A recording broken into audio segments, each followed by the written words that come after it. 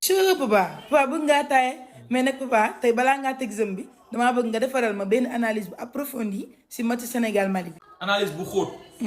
wan la joueurs yi fan la ñuy jaar. lépp daal papa. waxoon naa fi la manière dont Pape Thiaw exploite les half space maanaam les demi espaces ci côté gauche bi ak côté droit bi am ñoo xamante ne nag il ne m'avait pas compris seetaan leen. Sadio Mané nekkatul joueur bi def appel yi nekkatul joueur bi nekk à la finition. dafa nekk à la préparation. il colle la ligne bu ngeen seetloo il colle la ligne pour permettre à soit Ismaïla Jakobs wala El Hadji Malick Diouf muy jël half space bi maanaam c'est-à-dire que diggante arrière droit bi. ak central droit bi léegi ñun suñu arrière foofu la laaj bal bi au lieu que muy jaar ci ginnaaw Sadio Mané. léegi day jaar ci kanam. regardez El Hadji Malick Diouf dafay appuyé wu ci Sadio Mané mais dafay laaj bal bi ci half space bi ci demi espace bi. léegi suñu latéraux yi ñu ngi exploité half space bi demi espace bi gis nga fii. Moussa Niakhaté moo yor ballon bi mais xool leen positionnement wu El Hadji Malick Diouf ak Sadio Mané gis nga voilà à chaque fois demi espace la ñuy avalé gis nga fii nag moo gën a leer gis nga encore El Hadji Malick Diouf ci demi espace bi Sadio Mané lui fait une petite passe en profondeur. fii nag mooy exemple parfait bi regardez El Hadji Malick Diouf xool leen ko.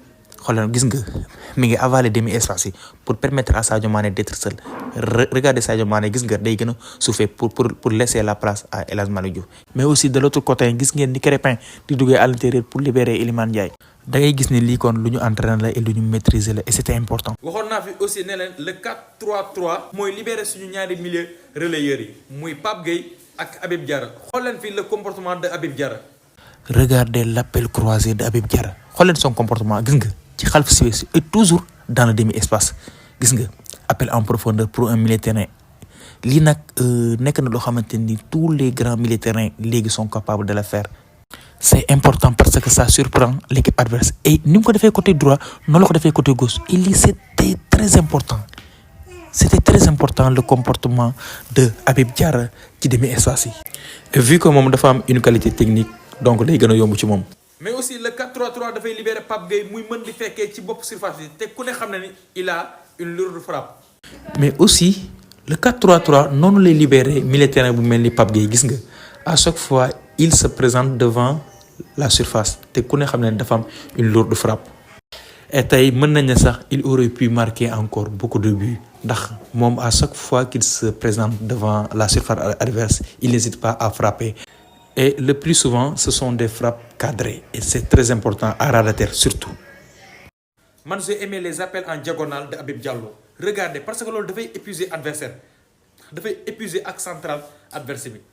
Gis ngeen, il demande le ballon dans le dos de la défense adverse. Et lii, c'est épuisant.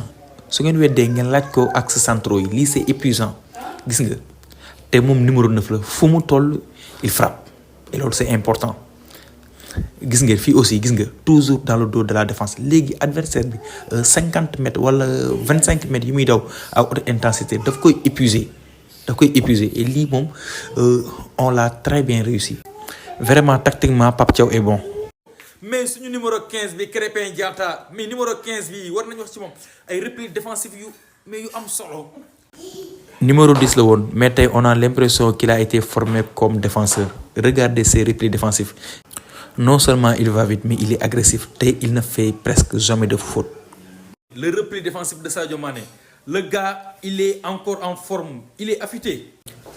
Sadio vraiment machallah xool leen fii gis nga dafay accélérer ñëw ñu passe balle bi sur le côté mu dawaat il fait la course qu'il faut gis nga topp waa ji harceler jusqu'à ce qu'il perde la balle.